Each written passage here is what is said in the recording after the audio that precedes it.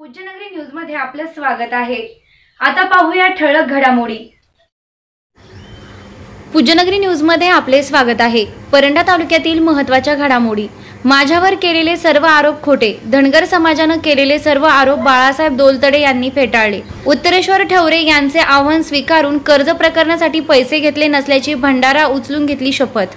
मी बाळू मामाच्या चरणाची शपथ घेऊन सांगतो, मी बाळू मामांचा हा भंडारा हातात घेऊन सांगतो की बापू ठवरे नावाच्या इस्मानी व्यक्तीने मला कधीही 1 रुपया दिला नाही।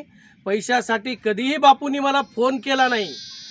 या बातमीचे प्रायोजक आहेत जी मार्ट परंडा। दिवाळीसाठी खास ऑफर, किराणा, जनरल, कॉस्मेटिक्स, बिगर पॉलिश उत्तम प्रतीच्या डाळी, प्लास्टिक मटेरियल यांसह सर्व जीवनावश्यक वस्तूंवर 5% ते 35% सूट।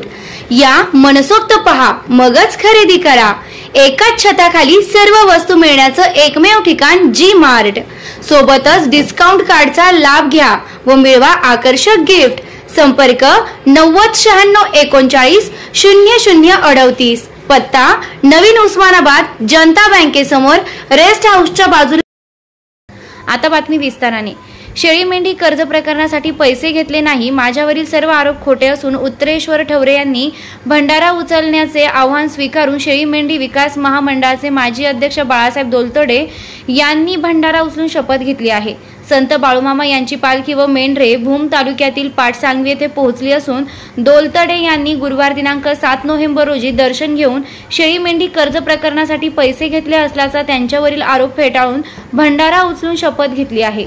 पहा काय म्हणाले बाळासाहेब दोलतडे। बाळूमामांचा अस्तित्व असतं। आज या ठिकाणी येऊन आम्ही का बोलतोय याचं कारण असं की ठवरे बापू यांनी माझ्यावरती काल आरोप केला की ते असं म्हणाले की बाळासाहेब दोलतडे यांना आम्ही 308 लाख रुपये दिले, 376 जणांचे। बापू 376 जणांचे 7.5 लाख रुपये होतात, 8 लाख होत नाहीत।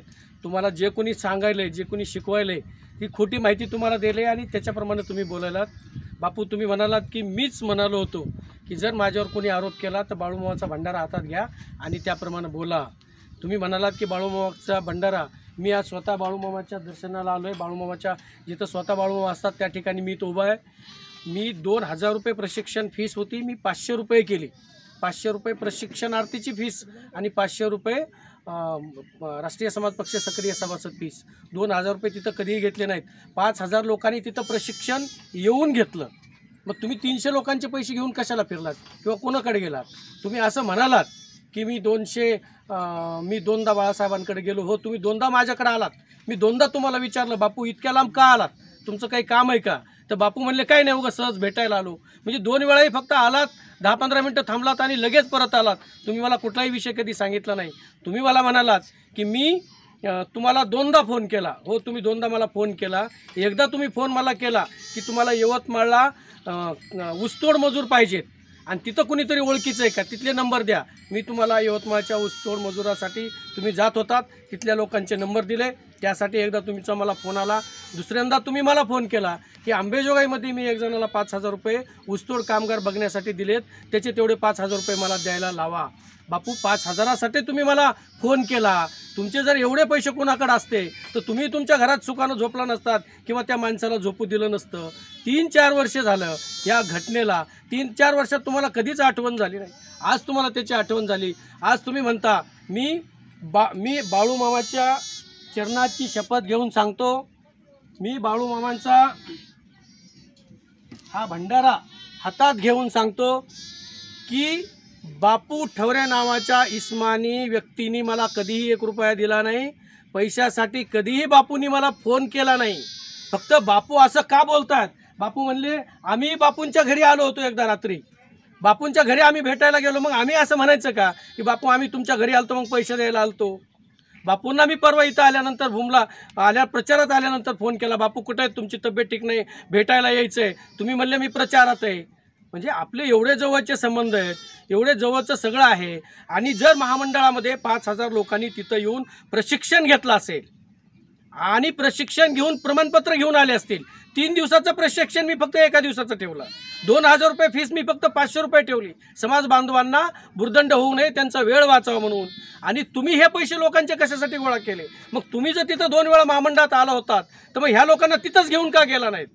मग याच्या पाठीमागचं काय कारण आहे हेही तुम्हाला लोकांना सांगावं लागेल.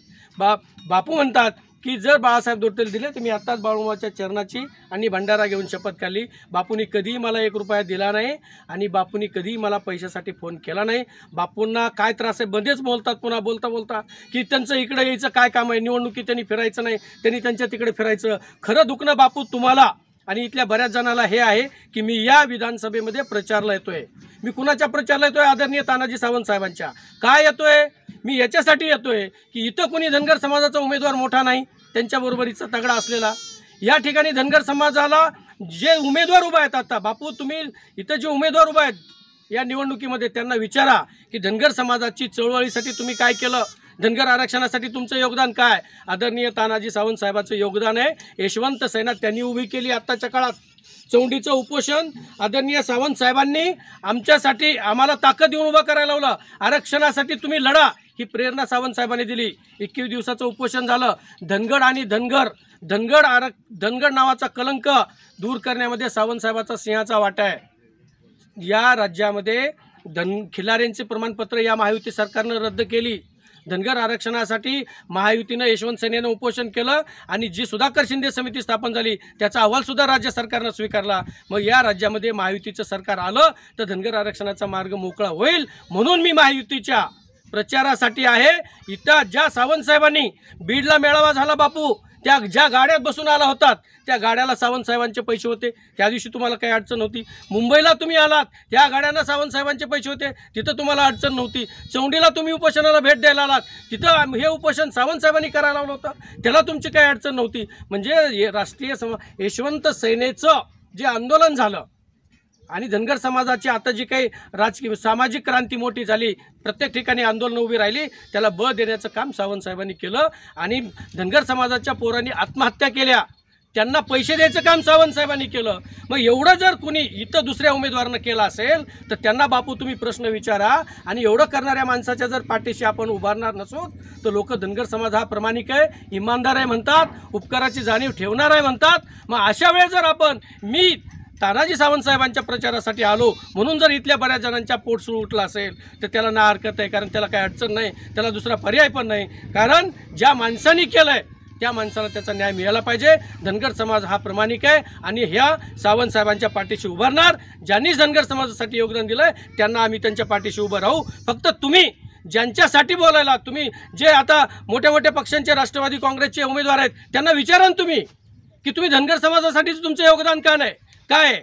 मी परत एकदा सांगतो की जे बापूंनी आरोप माझ्यावरती व्यक्त केलेत ते परत बाळूमामांच्या साक्षीनं सांगतो की बाळूमामाच्या शपथ घेऊन सांगतो, भंडारा हातात घेऊन सांगतो की बापूंनी कधीही मला 1 रुपया दिला नाही, कधी 1 रुपयासाठी फोन केला नाही. बापूंनी मी पण बापूवर खूप काही बोलू शकतो, पण बापू माझाच आहे ना.